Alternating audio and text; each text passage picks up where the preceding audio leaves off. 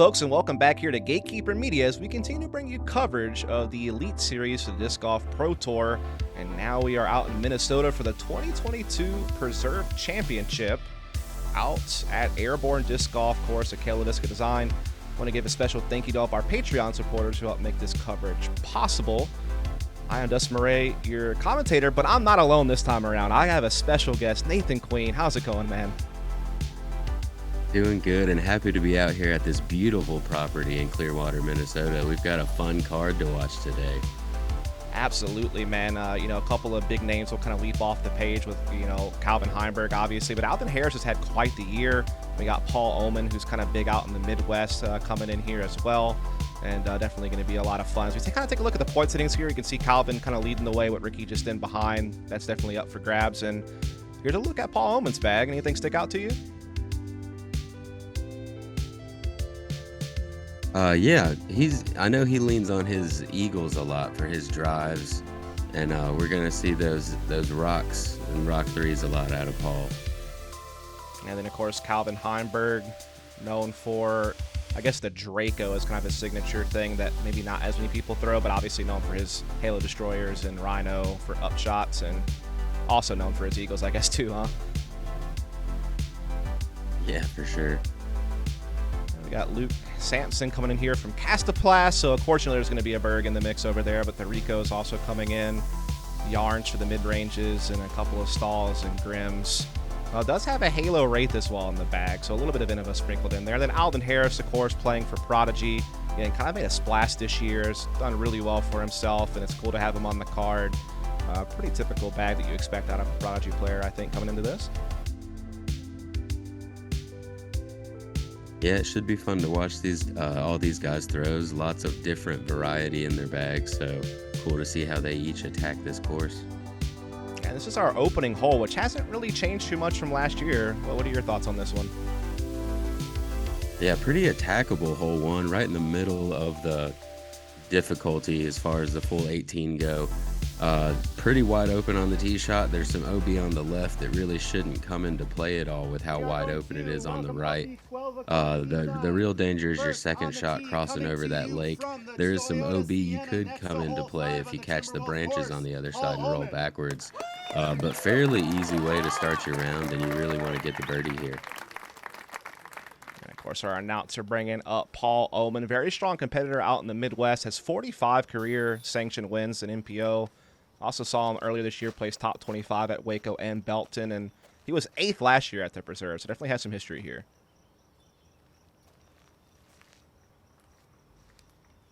Interesting form as well, I feel like. Yeah, slow, methodical run up, and then just lots of power on the release at the end. And you see he gets way out here in the middle. He'll be in a great position, be looking straight at the basket from there. Calvin Heimburg. Of course, a man that really doesn't need much of an introduction, Calvin Heimburg, ranked number 4 in the UDisc World Rankings right now. Very consistent top 10 finisher, often in the top 5. Obviously had the win at Jonesboro earlier this year, which is a big mark for him. He's had several other podium finishes along the way as well.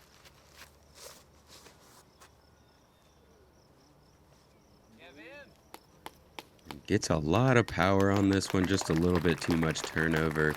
But like I was saying earlier, fairly easy hole one. He won't be too far out of position as that tall grass still is inbound. And now we got Luke Samson stepping up here. Placed top 10 at the Las Vegas Challenge earlier this year. Also within the top 25 at Tallahassee DDO, the Portland Open, and the Beaver State Fling. So has had a pretty consistent run up until this point so far. And fun player to watch. Yeah, Luke has a lot of power, and it makes it look easy also. He's going to be in a similar spot to Calvin over there. Still able to get across the water, though, and have a chance for birdie. Alden Harris.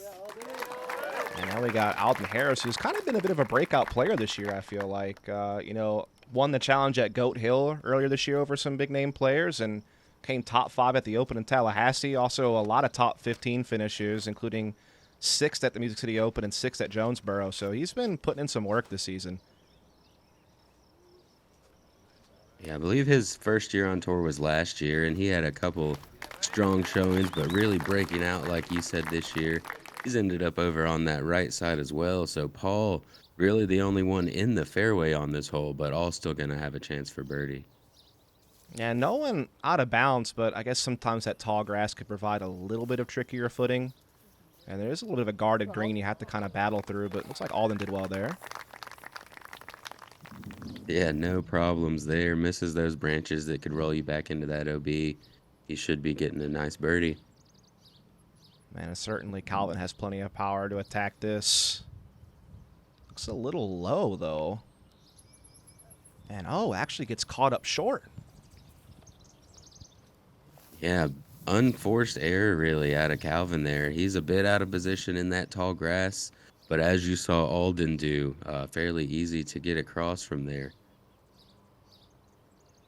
Looks like something lower speed here in Luke Samson's hand. Doesn't have a whole lot of ground left to cover. Just trying to make sure he gets his footing right here.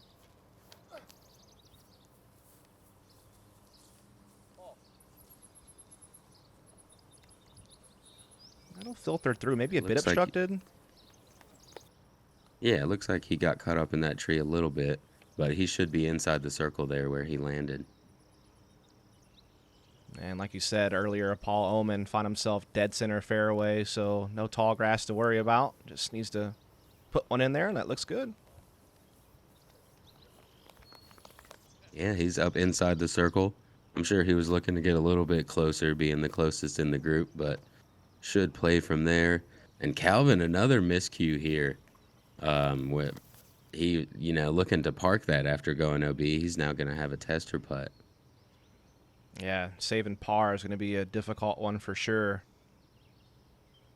As we see a bid there. Fall just a bit short, but should be a pretty easy par tap in from there. And here's Calvin with that tester you're referring to here on the edge. Yeah, after going OB on the second shot, this is now for his bogey to start the round. And able to connect on that. Although it's for bogey, that's a good feeling putt to hit. Not cause any extra damage on the first hole. Absolutely. I know that he's kind of, coming off a little bit of a break as well. I believe he had a bit of an injury, which is why he skipped the match play championship. And so I think he's kind of, just trying to get back into a rhythm, and a little bit of a false start, but plenty of time to work things out. Meanwhile, Paul Oman able to find the birdie, so good start for him. Again, I know he's a guy we don't really see on tour too much, but he's very strong in his local scene in the Midwest, and so I imagine, coming back to a course he's done well on in the past. Last year at the 8th place finish, he's probably feeling pretty confident he can make a move. Yeah, absolutely. He's always been a solid player. I met him a few years back in North Carolina, so he's used to traveling around as well. Probably doesn't have too much nerves going on, just out here having a good time. Absolutely, as Luke Samson will tap in the par. Alden Harris, though, right here for the birdie, and that will connect no problem. As we make kind of a big pivot here soon. This is a lot tighter hole coming up here. Yeah, much different. You've got actually a double mando to hit right here off of the tee to make it through this gap. Once you get to about right here, you want to have just a soft finish off to the left. But yeah, it's just really about hitting the gap here straight as you can do it. And if you kick those trees, it can get a little tricky on the approach on the left or the right side. Yeah, I feel like I've seen in practice rounds players either really just, go something super straight right at it, or maybe force something over a little bit overstable and have it trickle back. Is this one? Oh, that's a great tree kick. Yeah, that snuck through there well. And for being only 320 feet, this hole actually did just barely average over par. So maybe it being wide open on the first hole and then pretty tight gap to hit on the second hole, making this one a little more difficult. Yeah, it goes from a lot of wiggle room to a pretty tough double mando, so definitely a stark contrast on the opening two holes. But I kind of like that it gives you that flavor right off the rip.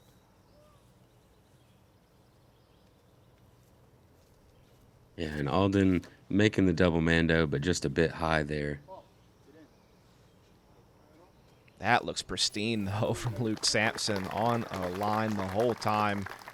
Well up the middle, but outside the circle, it looked like. Yeah, that's that easy power that Luke has. It looked great the whole time, and then just scooted to 40 feet long, no problem. So he'll have a look. Oh, that got sneaky. Yeah, sneaking on up there inside circle one. Yeah, it looks like he kind of split a Y gap. I'm sure he was trying to avoid entirely, but like you said, gets on up there, and Alden Harris just has to kind of pitch up for par, but that'll be a stress-free one as he gets right in the bullseye. Now he got a couple of putts for birdie here.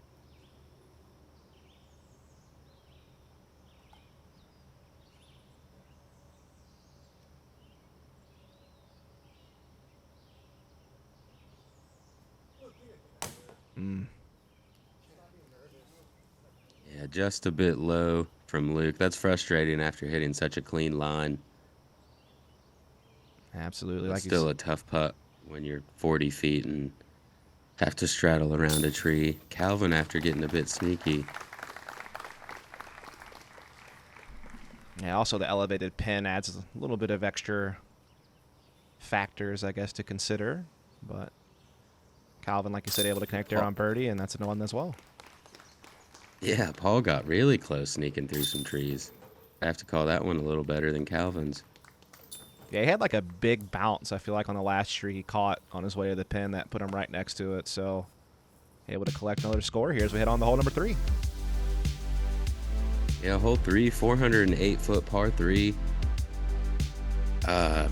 Pretty wide open. It's all about your distance and accuracy on this one. If you pull it off to the right, the river is actually pretty flooded, and you could be in the water pretty quickly.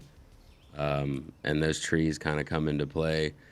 And if you get off to the left a little bit at the basket, you'll have more of an uphill putt.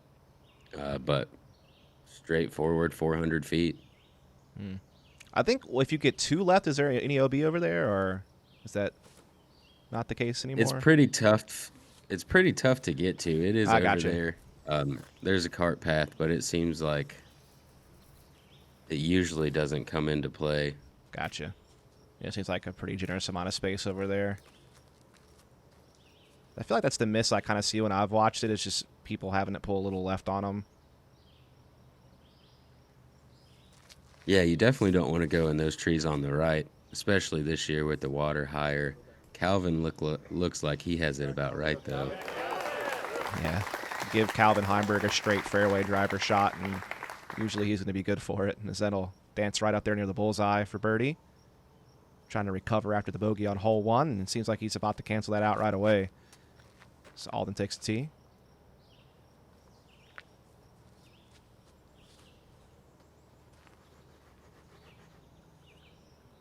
It's like Alden's going with a faster disc with a little bit more of a flex, and he took a little bit too much off of it, but he'll still have a look for birdie right around circle's edge. Yeah, looks like a mid coming out of here from Luke Samson. Definitely have seen some players be able to get there with a mid if they have the right power, and like you said, Luke certainly a man that has it.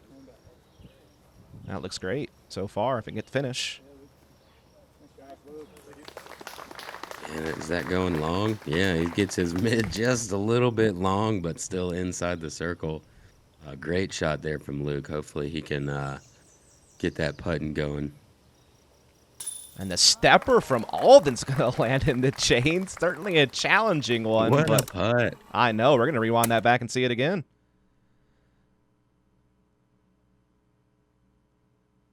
That's a beauty. You love to get that early, I feel like, for sure. Yeah, definitely so. And a good catch. Prodigy basket must like those Prodigy discs. Catching it there on the left side. Yeah, I think there's like a sensor actually hidden underneath the top band that lets them know. Yeah. Long one for Paul Oman as well. And ooh. Yeah, just a little bit too uphill. Didn't quite get the height he needed on that one. Again, here's Luke after going deep with a mid off the tee. Not too deep, though. Ugh.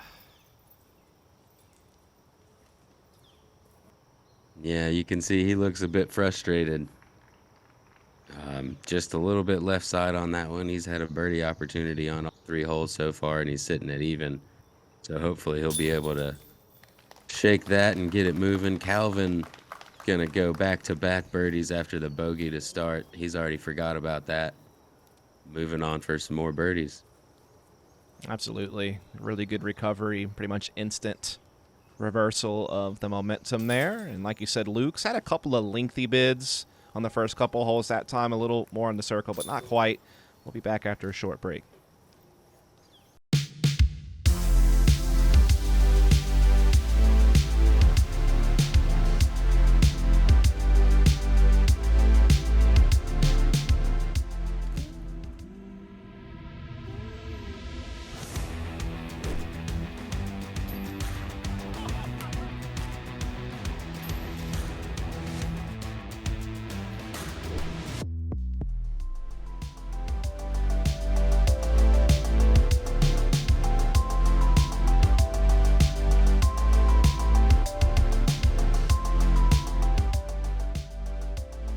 Now we're back at it here as we hit another par 4 on hole number 4. Yeah, 746-foot par 4. Very difficult. This is one of the harder holes on the course, in my opinion. You have to push very far off of the tee to be able to have a straight look down this gap. It's hard to get far enough right where you don't have to hit 2 gaps also. So tee shot placement is the main thing on this shot, but then you still have that tight gap to hit on the second, and just a tough one to get a birdie on. Yeah, it certainly looks daunting from the flyover view. A true 2-shot par 4 where you need perfect placement off the tee, and good shot here from Calvin Heimburg. It's way down there, and man, that might be something. Yeah, that looks to be in a pretty good position there. Those trees that he's landed underneath are kind of the blocking point. If you land left of those, it makes it much tougher to hit that second gap. So he should be in a pretty good position there. Similar line here from Alden Harris. Looking for it to pan out in front of the gap. Looks like he landed in pretty much the same spot as Calvin. Yeah, I'm interested to see what type of look that they have. Those look like 2 great tee shots. Look at that wind picking up out there now. Yeah, I know it was pretty windy in a couple of the preparation days before the event started, which is something that I feel like players didn't really encounter last year very much. I feel like it was a lot calmer. And, yeah, definitely something that's going to be impacted in the flight now. As that one comes up a bit short. It looks like Paul has gotten... Yeah, it looks like he got that turned over a bit too much. He's just basically going to have a pitch up to the gap from there. I don't think he'll be able to get too aggressive.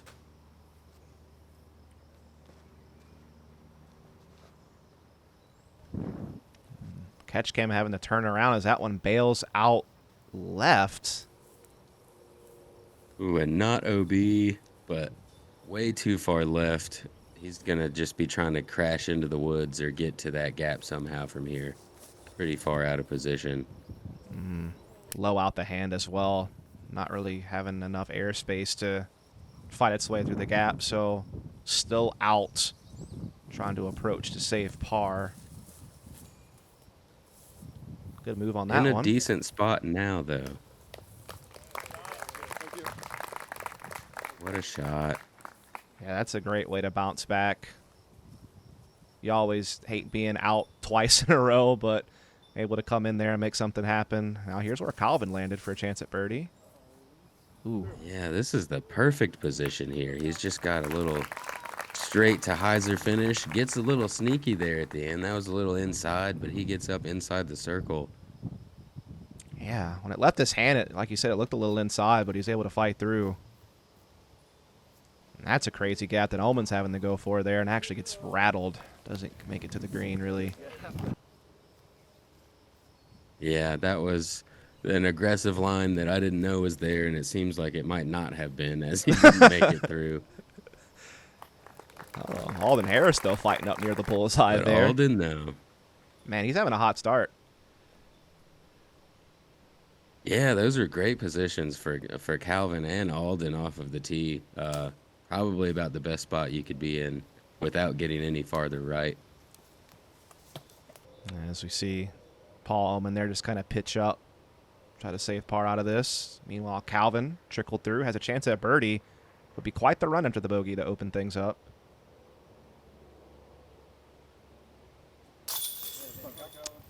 That'll do. Yeah. Great way to turn around that bogey start. Get you a turkey afterwards, and shout out to the field out here. I called this as one of the harder holes on the course. There was still 24% of the field able to get the birdie. Wow. Which, you know, a quarter of the field, that doesn't sound like a lot, but in my opinion, that is more than I thought would get this hole. So it's still the sixth most difficult, just barely averaging under par to 3.98. But shout out to these guys. Two of them, Alden Harris, Calvin Heimburg, getting the birdie.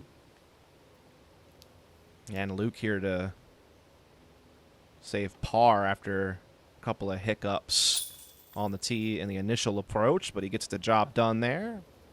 So hanging around, but hasn't found the score just yet. What would you say is probably the score that you're really looking for on this front nine as we head into, well, I think, one of the hardest holes on the course? This is a tough par 4. This is the hardest hole on the course today. On this front nine, if you could shoot 4 or 5, you'll be feeling good going into the back. But this hole, you really feel good with a par on. Getting to the landing zone that you need to be in to attack for the second shot is the most difficult part of this. If you watch a video of Calvin last year, you'll find out what you need to do. Or they could just watch this, I think. Oh, it's pushing a little bit long. He might be in a good spot, though, still. I'm not sure. Ooh, yeah, you're right. Yeah, just a little bit long. But, yeah, it's a hyzer stand-up to late flip turnover for the right-handed backhand. And just a very difficult. If you don't get far enough, then you're pinched off and don't have a good angle to get the distance on the second shot. If you push too long like Calvin, then you're pinched off and you don't have a good angle to get the distance on the second shot. Yeah, it's one of those things where I feel like you have to pull off some pretty crazy wizardry to get yourself a birdie if you're not in perfect position off the tee. Actually, one of the craziest shots I saw last year in its entirety was when Matteo threw like some crazy sky roller off the right-hand side to save a birdie. It was like one of the wildest things I ever saw. Very tough hole. And 2 shots in a row here, just kind of hyzering out to the left. Going to be playing for par from those positions. Looks like a mid in hand again here for Luke Samson. Pulled inside, needs to get sneaky. Should be able to get to a decent spot for a par, but looks like he's going a little bit over top here. Ooh, yeah, thumber right to the fairway. Looked like there. Yeah, sweet recovery shot there. And yeah, this is what Paul Oman's left with. Doesn't look fun.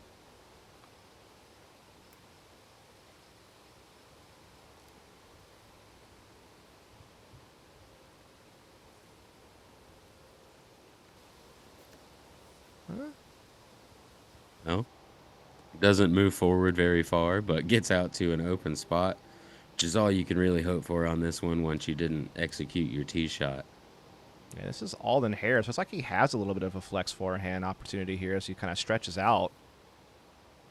Looks like on a good line. Oh, just gets caught up on that left-hand side. Look, I had a chance for a second there. See if Calvin has a little stand-up putter shot here he can get aggressive on.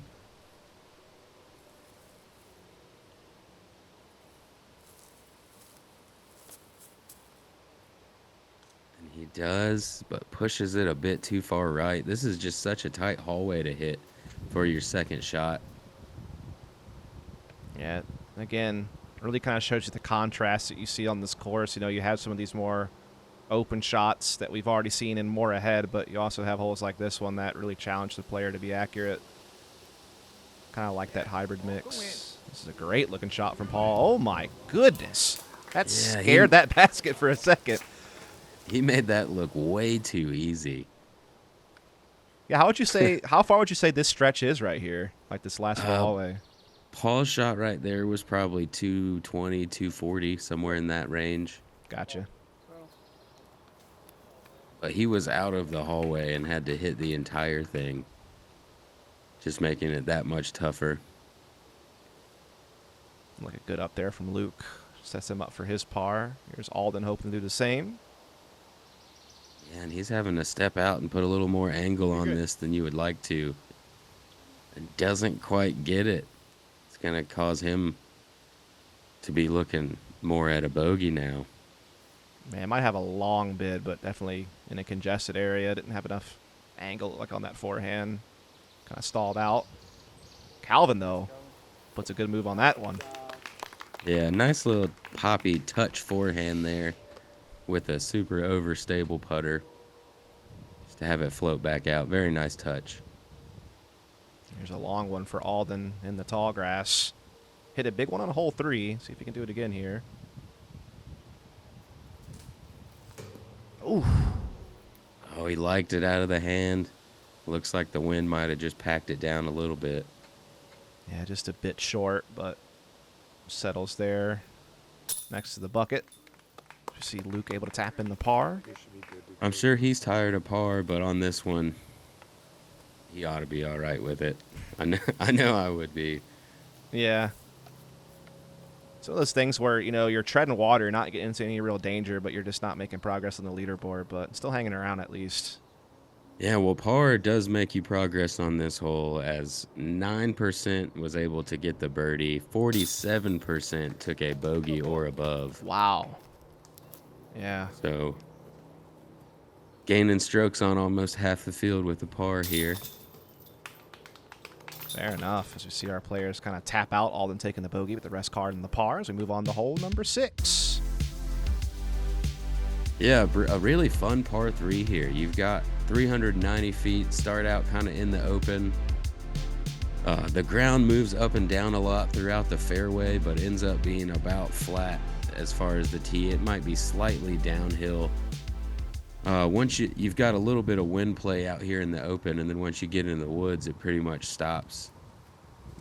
I feel like it was a little bit of a left to right today. Nope, right to left. There's some flags. And Calvin hanging up right on that right-hand side of the fairway and then breaks right, next to the koozie as it flew in. Yeah, trying to give that one a run. I was going to say, I think fairway driver for a lot of players is a great play here. Some players might go mid-range with enough power. And how much of a backstop is it back there? You know, is it pretty safe to run this, or does it get a little bit troublesome back there? It's pretty safe. That tall grass will grab it really quick. So as long as you don't have too low of a putt, as long as your arm doesn't swing too low, that grass back there will grab it pretty quick. Gotcha. Yeah, I was just kind of curious what Calvin would be looking at for birdie there. It's a great shot there from Paul. Yeah, actually, once you get outside of the circle long, I'm not really sure what it looks like. But inside the circle shouldn't be too much trouble. Roger that. Luke pipes one down there. Carrying a little left. That looks to be a good line without that right to left wind. Just once it stood up, it just kept pushing it left the whole time. Yeah, so he's going to have another lengthy putt ahead of him here to try to find a birdie. A little force over here from Alden. Oh, yeah. And that is some trust in that disc. Let's check out Alden's form here.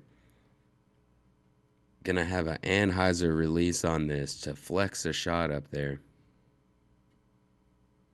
Very slow, clean footwork. Just that late snap is where he got most of the power from that shot. All that wrist snap right at the end to get it forced over for that flex shot, which is an interesting play in this wind, in my opinion, showing the top flight plate to that wind. Yeah. He really trusted that disc. And look at Luke finally striking gold. There we go. Yeah, lengthy bid, but gets it done this time. And I was also going to say it looked like the exact same shot Alden threw on hole 3. Seemed like he really does kind of favor that to hit the straight shots, and it worked out well. I believe it was. It went about the same distance because he came up a little short on hole 3. So I guess there are some similarities between the two holes. got 2 players in for birdie so far. Calvin is out of that tall grass, so not in play. He's going to card his birdie as well. It's like we're going to get them all, man. As Alden's right here for a tap-in birdie after a brilliant tee shot. Get that bounce back stat. We got a first star frame. If disc golf is your game, make Gotta Go, Gotta Throw your disc golf warehouse. With a huge selection of discs, bags, baskets, carts, shirts, and more. GottaGoGottaThrow.com has all the tools to take your game to the next level. Shop online or our Golden Valley, Minnesota store. Free shipping with all online orders over $75. Online or in-store, get what you need for the game you love. GottaGoGottaThrow.com, your disc golf warehouse. In the game since 1993. All right, now we're back at it. Hole number 7 with a pretty big change this year, if I remember correctly. Yeah, so last year, you see the drone flying over to this right side, which all players have to play to this year. Last year, I remember playing this hole by myself over here on the right side. Because I played that way at being left-handed. But you throw across the water, and then you have another as far as you want to shot. The woods on the right are not OB, but kind of that natural OB. If you get in there, you're going to have to pretty much just pitch out. But 1,111 feet and a very, very interesting green. I really like it. It's a very steep hill. And, oh no. Yeah, he's found the old Mississippi, I believe that is over there. I think this is one of just the ponds on the property. Well, my Probably fault. comes off of it. Not the most geographically inclined human. I am sorry. But yes, that does appear to be a pond and not a river. It looks like Paul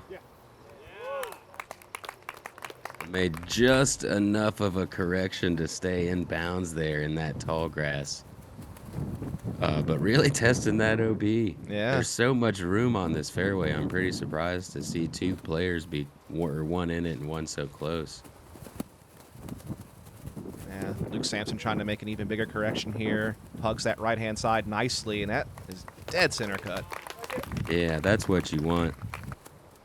As I was curious, I know last year when people played to the left-hand side, it seemed like, I mean, it was rare, but it was eagleable. What's your thoughts on it this year? I definitely think this kind of takes the eagle out of play. I mean, if you have a huge roller second shot, I think it's possible to get up there. Air shot wise, though, you're going to have a 600-foot second shot, pretty much. It's hard to push it a whole lot farther. You see the drop zone being the FPO tee-pad here. Yeah, it's kind of a theme on this course. The drop zone usually is not that much of a gain. So definitely still have to throw a very tough shot for your second. Yeah, I think that's kind of coming into play where nowadays, instead of having an opportunity to save par from the drop zone, a lot of the time it's get your bogey if you can.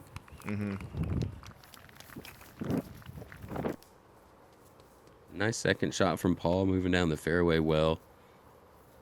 Do you like that change in like drop zone philosophy? I know that's been kind of like a debated topic on drop zones. So I was kind of curious your thoughts. I think it depends on the hole.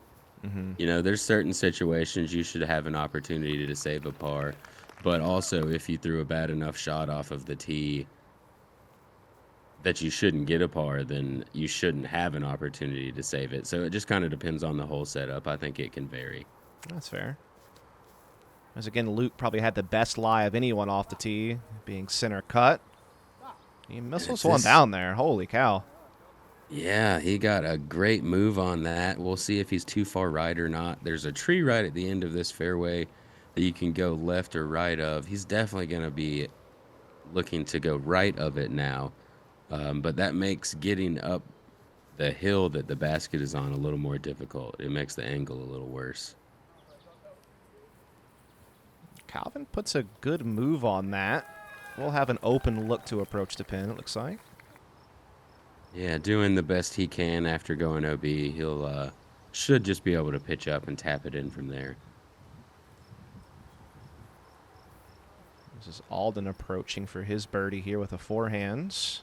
I think this is ideally, well, his lie before now, that was not a great, he kind of pulled that off to the left. He'll have a lot to deal with in those woods now.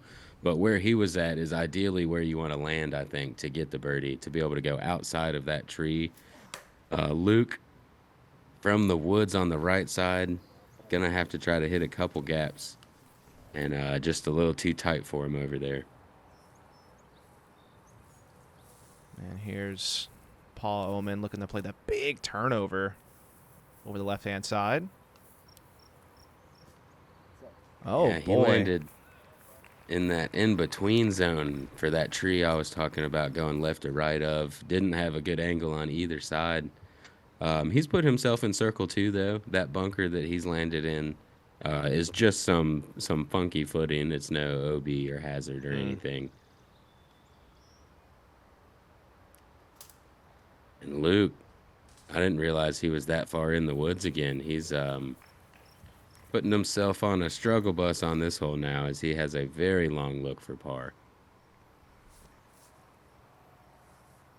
And there's the up from Calvin. Will land and stick, no rollaways.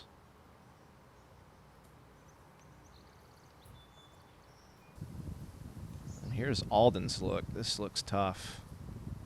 Not sure what kind of window he's going to have here. Yeah, the main thing on my mind from here would be disc angle to not roll away. Looks like he's able to pull something off that sticks up there. Absolutely. And here's that circle two call you mentioned for Paul Oman. Just a bit short, but settles up there. Yeah, so usually when you think par 5, you think opportunity for easy birdie, but this hole did not play that way. Fourth most difficult hole on the day, averaging at a 5.09.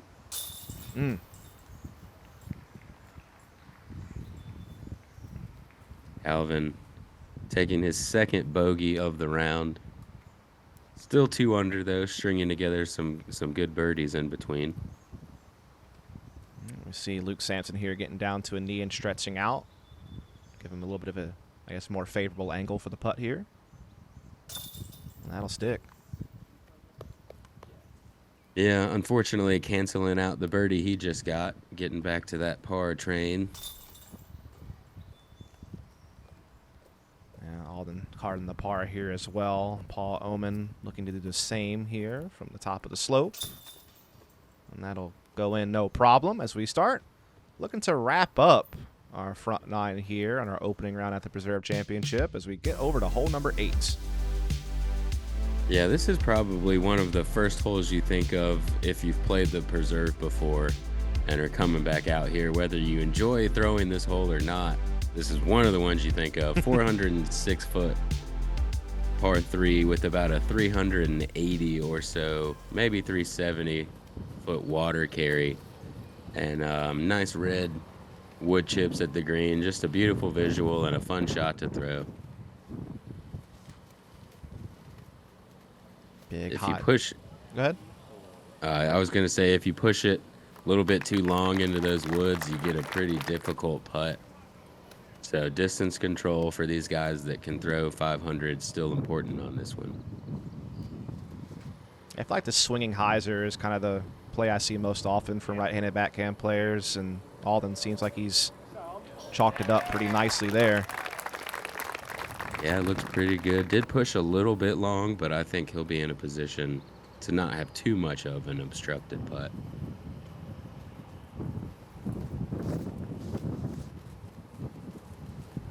See, the wind's definitely kicking out there on this one. And Calvin doesn't have any worries about that wind. Most likely an eagle there, just putting it up inside the bullseye. Yeah. Textbook shot there from him for sure. Luke Samson looks to be on a good line as well here.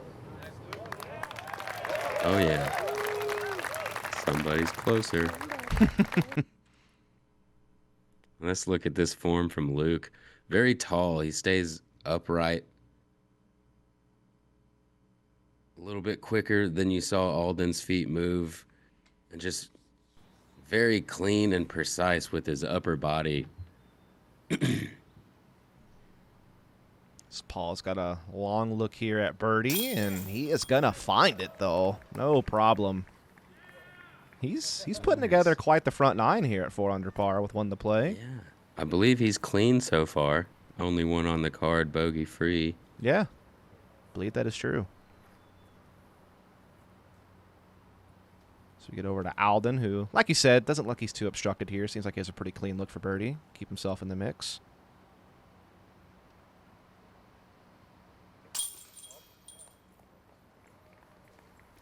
All right. Got a couple birdies, and it looks like we're looking at our second star frame here, this front nine. Indeed we are. As Luke is a drop away from joining the birdie club here on hole number 8. And now we're going to wrap things up here in the front half of the course as we head over to another big par 5. Yeah. 1,280 feet, par 5.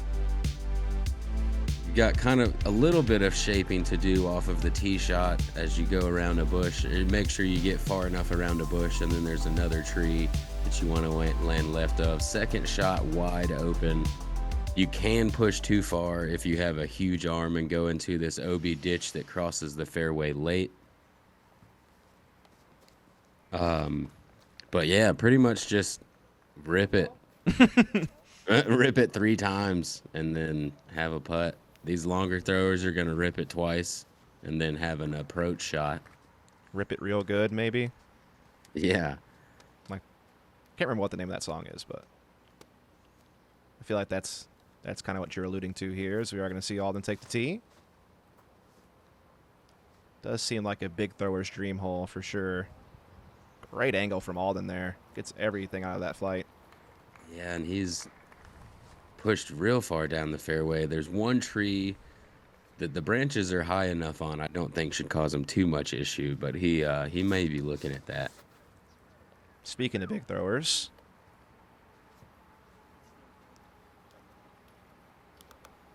yeah, and Calvin getting a nice flex on that one, moving out back to the left side. He'll be able to throw just a 1-angle hyzer from there up towards that OB ditch that I was talking line in that fairway.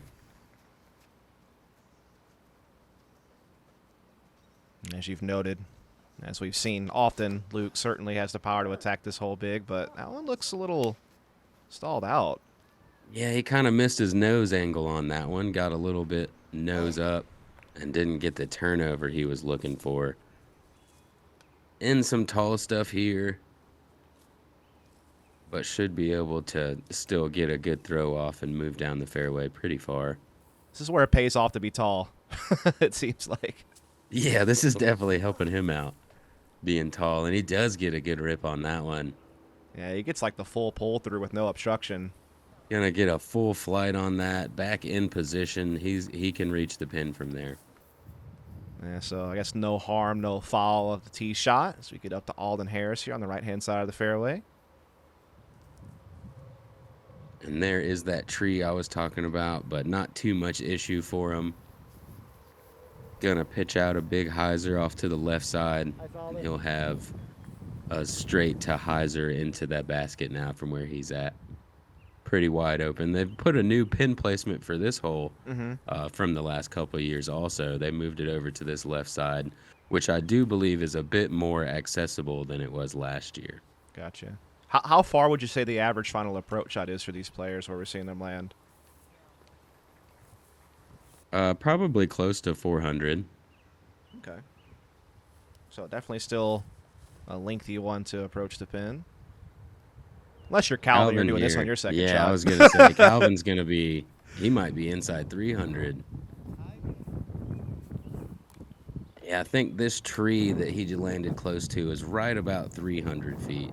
Okay. 330 maybe. So we finally get up to Luke here for his third shot. See if he can still get up and down.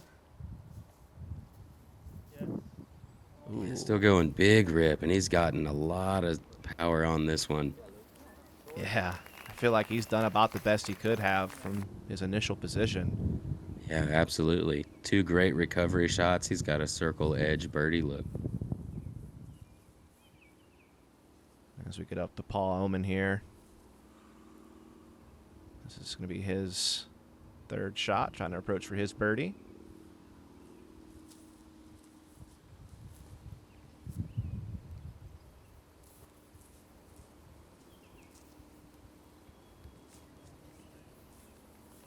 Just a bit short left. He'll be probably about 40, 45 feet or so for his birdie look.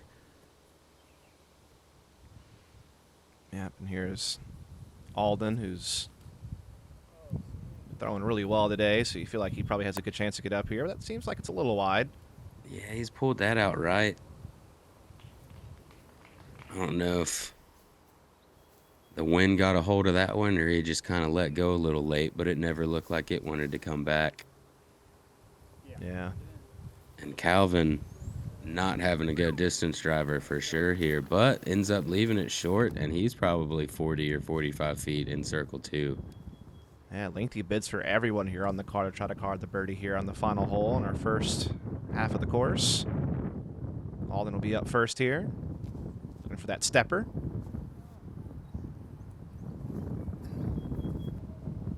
And gets a nice float on it. Probably happy that it didn't float too much more. Fairly easy tap in par there. And he's looking at a headwind there, the flag blowing right at him, expecting that to lift a little bit. So he probably let go of that where he wanted to, just didn't get the lift he was expecting.